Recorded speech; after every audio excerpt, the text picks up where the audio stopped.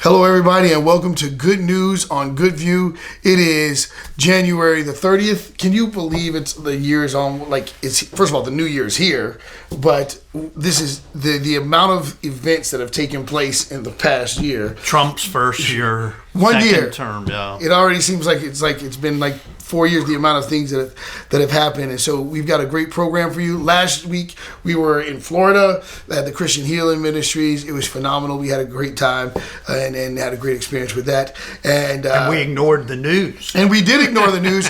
And then when we looked up, it was like, what just happened? Yeah. So there's a lot to cover in a short amount of time. So we're going to jump right into it. What do you got? Well, I think, on the international front,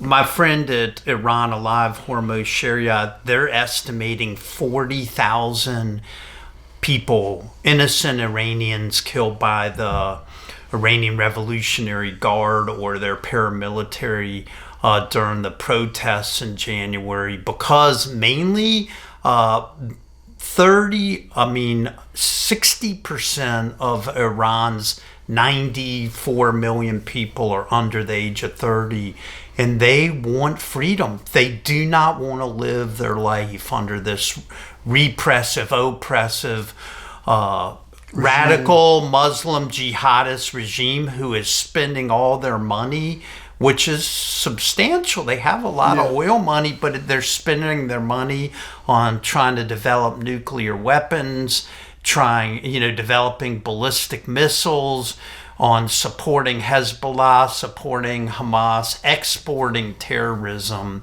And the inflation rate since the 12-day war in June is really driving them into poverty, and they're just losing hope so much that they would go to the streets and risk their lives and literally be killed. And now the plainclothes policemen are rounding up people out of their homes, including physicians, doctors, and it's just a terrible thing. And I guess my point, Duke, is where's the outcry of the world media about this? Yeah.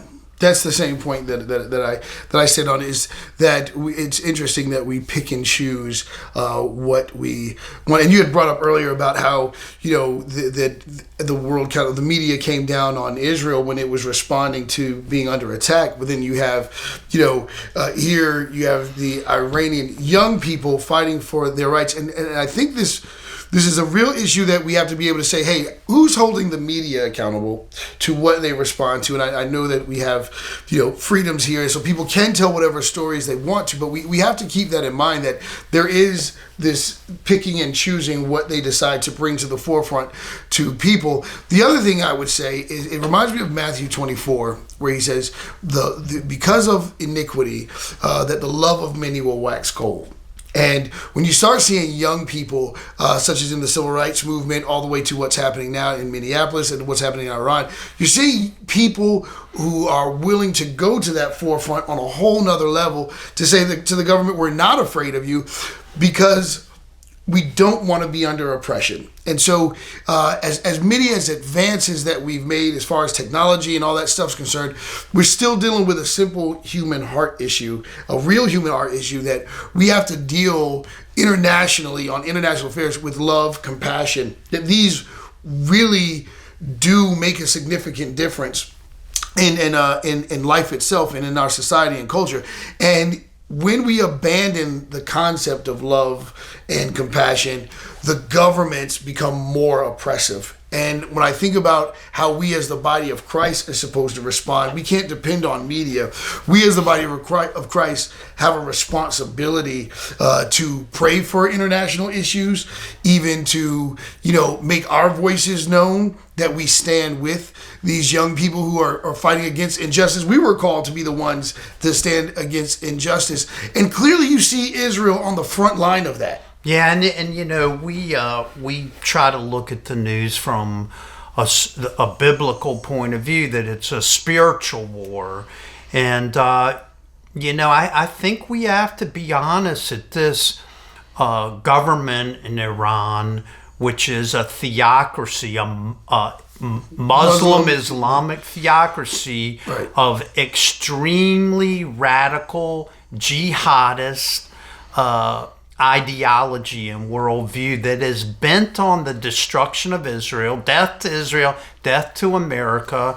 And, I think we have some leaders right now, and Netanyahu, like him or hate him, he is a strong leader. He is willing to, stand up to an existential threat. And Trump is using this leverage of the protests within Iran and also their economy, which is in trouble from the sanctions against the oil, and also their military is in trouble from the 12-day war, and their leadership is in trouble. So he's using the leverage of this moment of weakness of the Iranian regime to try to force them into a situation to give up their aspirations to enrich uranium and build a nuclear bomb. And you can say a lot of things, about President Trump, but I think, from an objective point of view of where we are in world history, right, it would be catastrophic if a radical Islamic jihadist regime like the Iranian Revolutionary Guard had a nuclear bomb. And I don't think he's going to let them have it. And I think if they don't come to the table and give up their desire to enrich uranium and to get rid of their ballistic their ballistic missiles where they're threatening everyone, I could imagine that maybe next week when we do the news, we're going to be talking about America having attacked Iran. Yeah, well, yeah, you're right, and this is the thing, because I know that a lot of American citizens who don't understand what we're really trying to achieve here, or what the president is really dealing with, because we're like you said, objectively, but a lot of American citizens criticize our tactics, the strength of the president, the strength of Netanyahu, because they're really not in tune with what it means. Like, even when you say these jihadist regimes, a lot of people would think, oh, that's Islamophobia, or that's an insult to them. They would agree that they're jihadists. It's part of their faith. You're not actually saying an insult. You're actually that's something that they would agree with. Yes, they do believe in death to Israel, death to America. So this is where a lot of civilians go, why can't we just have peace? And it's like, it's not because of our response. It's actually because of what they believe is not peaceful. Yeah, I think that we make a mistake as Americans to look at the world from our religious freedom point of view, and our the freedom of religion, and against the establishment of a state religion. They have no freedom of religion, and they have an established theocracy based on Islam. And I think Americans need to really educate themselves about what the Quran says, because it is not a peaceful religion. At least the people who follow the Quran, it's not a peaceful religion. Now, moderate Muslims who might want to say, oh, they're extremists, those radical jihadists, but they're the ones actually, the radical jihadists are the ones actually following the Quran. They're not extremists. They're actually following what they believe in. Yeah. And this is where again, when it comes to things like this, I always go, what is the church's response? What is the church doing about this? Because if the church puts its head in the sand and just it's just as much as responsible as the ones doing the crime. If the church is not setting the law, if the church is not educating like in the people, Nazi Germany. Right. That's exactly what I'm talking about. Yeah. There is zero difference. If we turn a blind eye to what's happening, or if we go, why is it America's business that they have nuclear wars or not? Why are we trying to control them? It's like, these are people that will strap bombs to their own children in the name of Allah. So you've seen that. Yes, that's what I'm saying. You're a veteran. Yeah, this is what I'm saying. Wars. This is not a joke. These are people that, like, them having that type of bomb increases what they believe in and the domination. I'd also like to remind everybody that since the birth of the Islamic faith, over 260 million people have been killed over the last 1,600 years. And the only reason that slowed down was actually around the 1940s, 1950s, when America began to really expand in our warfare and our technology. That was the only reason that it really stopped. Yeah, we've talked about, it's going on in Nigeria recently. Right. We've been talking about that. And the good news is, Europeans finally woke up and said that the Iranian Revolutionary Guard is a terrorist organization on the level of ISIS, Al-Qaeda, and Hamas. So, even the Europeans now are recognizing what we're dealing with, which is a ideology of conquering and ruling and hegemony of Islam. And, we need to wake up. Now, we can turn now to what's going on in Minnesota, and we probably should. Look, it's the same frequency, though. It is sort of the same frequency because, so there's two problems, right? There are illegal immigrants, and then there are illegal immigrants who have done a crime in the United States. And one of the problems in Minneapolis, the city of Minneapolis, is it's a sanctuary city, and the sheriff will not honor ICE detainers. So if there is a criminal, so this is an illegal immigrant, right, alien, who comes in and does a crime in the United States and they have a warrant for them, right, the sheriff of the city of Minneapolis is blocking it, will not honor it. And so, I think that that part of the conversation gets lost. And I think most Americans do not want illegal immigrants in here in our country that are criminals and doing crimes. They would want them deported. Now, are the ICE agents overstepping? Yes. Are they well trained? No. Is there a problem with their tactics and techniques? Probably. But they're law enforcement, right. And we have to, as citizens, honor law enforcement, right? And the problem is if there's a real conscientious movement for civil disobedience, then they should be like Martin Luther King and the whole nonviolent. Yeah. But when you confront a law enforcement with violence, what do you expect is going to happen? And I'm glad you brought that up, because the effectiveness, I have benefited from the effectiveness of the way that Martin Luther King did it. This is the civil rights movement through nonviolence, because it's hard for me not to say it, but it does remind me of when the soldier punched Yeshua in the face and he says, "What have I done against you?" That discipline in responding not with violence but self-reflection, that was 100 times more effective than responding back with violence.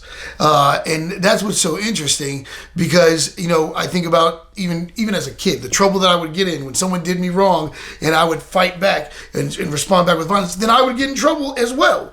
And so when you're fueling conflict versus bringing resolve, and you bring resolve through peace, and that's something for moms and dads, that's something for people, and that's not just an international, that's a personal thing. And I think what Martin Luther King and the civil rights movement had, they really were married to the concept of handling things in a biblical way.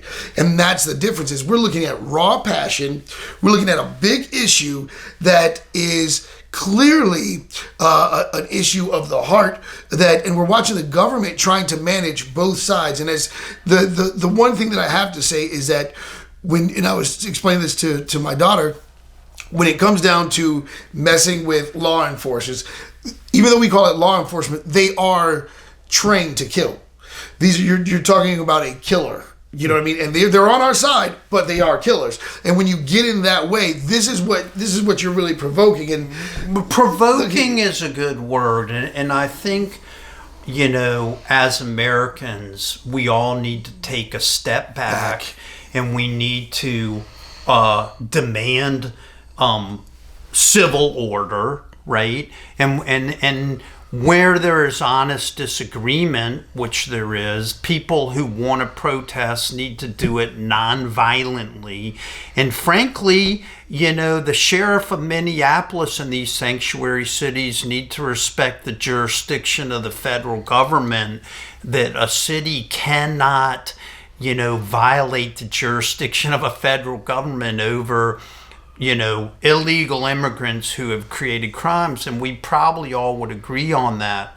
But I think one thing I'm very concerned about is that we as Americans need to wake up to the fact that and people are probably going to call me an Islamophobe, but there is a big Somali Islamic population in Minneapolis, and they have a strategy to influence our culture and to sow seeds of discontent. They've been able to get Marxists, socialists, the liberals, and it's not just liberals. It's Black Lives Matters. It's liberal, even Jews come out anti-Zionist to support a Islamic socialist and mayor of New York.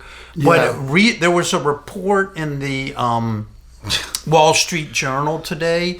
There's a case of a student at Carnegie Mellon University who brought a lawsuit saying that the DEI, the Diversity, Equity, Inclusion czar of Carnegie Mellon University, didn't protect her from anti-Semitism. And so they got the discovery during this trial showed that Qatar, the country of Qatar, was paying the salary of this DEI woman and two other people in the department. And Carnegie Mellon has a university in Qatar. And so Qatar has invested $6 billion in the universities in our country to influence our young people to sow the seeds of discontent. Because this is their strategy to undermine our culture, our Judeo-Christian culture. Well, and this is the problem, is that when we are not making that same type of investment, the field is open. And the field is the minds of the young people.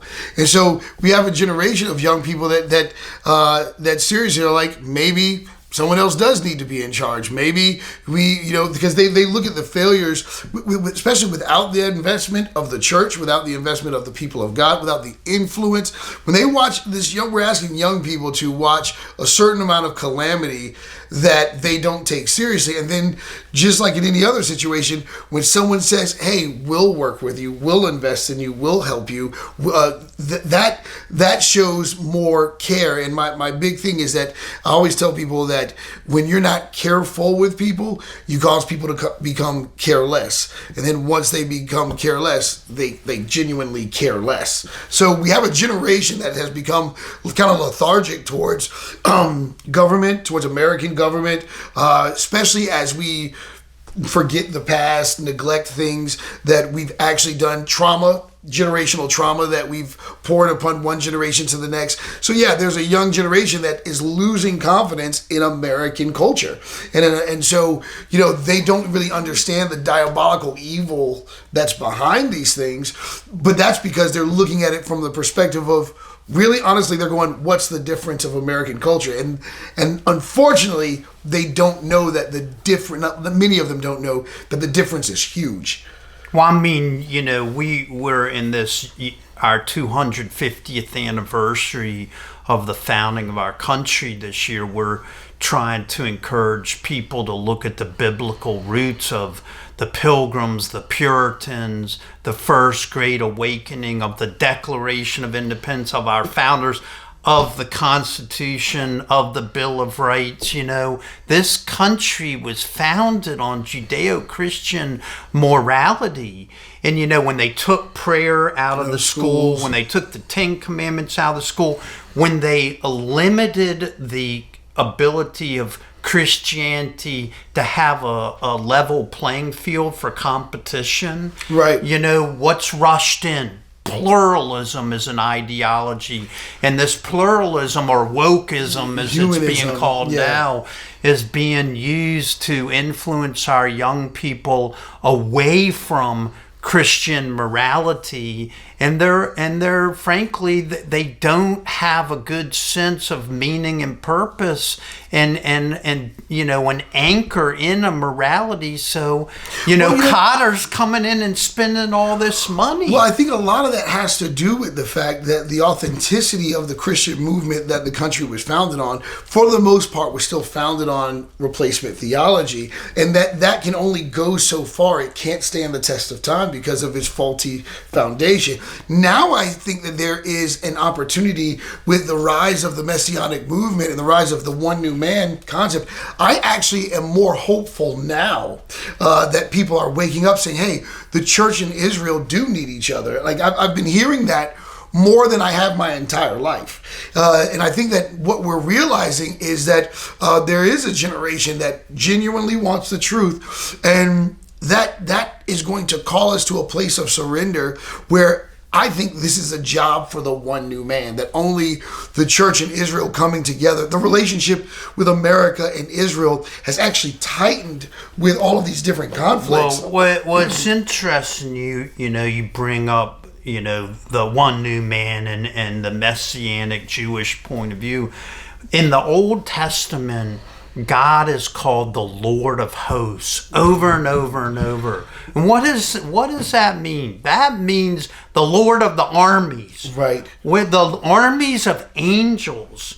Because this war against Satan, frankly, right. Satan, who is, trying to oppose God on the earth and take out the Jewish people so he can take the Israelis, take them out so that he can undermine God's promises and God's covenant, and thereby undermine God and our faith that God's promises are sovereign and God is sovereign. That is where the war is. Yeah. But on the material in the world, the war, I hate to say this, but it is between Judeo-Christian monotheisms and morality and a radical Islamic jihadist theology that wants to rule over the world and make everyone convert. For sure. And they have a strategy. Yeah, no, so before when things were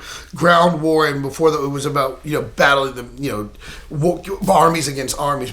Of course, like I said before, when we took the lead when our technology advanced to them where they genuinely couldn't respond back. However, now they're fighting through principle. Now they're fighting through coming to our country, whether legally or illegally, but they're not afraid to have children. Now they're building their numbers. They're also partnering, particularly with political power. Political power. So New York City, everyone. Yeah, you're literally seeing them pop up, and it's like, okay, that's called taking territory. They're gaining ground. And while we oppress Judeo-Christian culture in America and paint us as the bad guys, what's happening is that they're partnering with these subcultures, and in the Quran itself, they are allowed to lie and form these partnerships, because as they gain power, then they'll turn on them. So to the homosexual community, I need you to understand something. Muslims do not embrace homosexuality. Like right now, if you are a homosexual overseas, they will kill you for that. That's a real thing. That's not a possible. That's everyone watching this. If you're in one of these countries, you know that that's just true. And so, and they don't embrace feminism no. and the power of women. They're so oppressive to women. The women in Iran, when they are forced to wear the head covering, the hijab, and when they took off the hijab, they killed him, and that caused the last protests, or maybe one of the last. But even the fact that America is entertaining the idea of Sharia law coming here is hilarious to me in a sad way, but also still hilarious, is that most people don't even understand. If you thought that women came through oppression through American culture, you haven't seen anything yet. And so this is where I put the church in front of everything. The church has to be willing to educate. We got to get pastors that are willing to talk. Speak the truth. Right. I mean, listen, we're told to pray for our enemies, and we know God, the Bible says that God desires for all to be saved. That means Muslims too to be saved. That means Jews to be saved too. Yeah. He is the God of peace, of shalom. He wants his kingdom. He says, I will establish my throne in Elam. That's Iran. Yeah. And Jeremiah in 49. And so, we need to pray, and we need to understand that President Trump is being called to make huge decisions that influence the course of the world for all of us right now. Yeah. But 40,000 people, if, young Iranians were just gunned down by the Iranian Revolutionary Guard in the streets, in body bags, in the hospitals, in the morgues. And are we just going to stand by and let that happen? Yeah, and just so you guys know, hating President Trump and hating our leadership, whether it was Kamala that won or whatever, hating our leadership because the leadership that you wanted didn't get in, doesn't mean you love people. It doesn't mean you love country. You're just focused on, so you can be so against something that you're not for the right thing. So just because you don't like the leadership that exists doesn't mean that you are standing on the right side of things. And so I just want you to be mindful of that. The second thing the last thing I'm going to say is that it is important that we understand something. Before we decide to criticize leadership in any sense, whether Democrat, Republican, if you can't manage your own home, then you're not going to understand the decision. Because when you brought up, it really triggered me when you brought up the fact that President Trump is being asked to make huge. You don't know what it's like to have to make decisions where thousands of people lives are on the line, and you can't even manage your own home. So just be mindful of what someone's dealing with. And this is the very reason why we have to pray for leadership, whether it's the leadership we want or not. We have no idea the decisions that they have to make. And so with that being said, I know we're out of time, but I want to be mindful. You have something? No. I just want to again appeal to the body of Christ about the importance of praying for leadership, the importance of the church does have a responsibility to civic duties. We are supposed to be on the front lines of fighting against injustice. Well, we need, and as a country, as a people in America, we need to dial this conflict, this quote, civil war, this uncivil disagreement between, liberals and conservatives, Democrats and Republicans. We need to dial it back, folks. Man, we are all blessed to receive an inheritance from our ancestors of freedom. We need to protect that above everything else. And that means we need to act civilly to each other, and we need to respect the rule of law. That's what the country's based on. Yeah. And remember, too, I know we're out of time. So we're out of time. Stop saying you're going to say, yeah, I gotcha.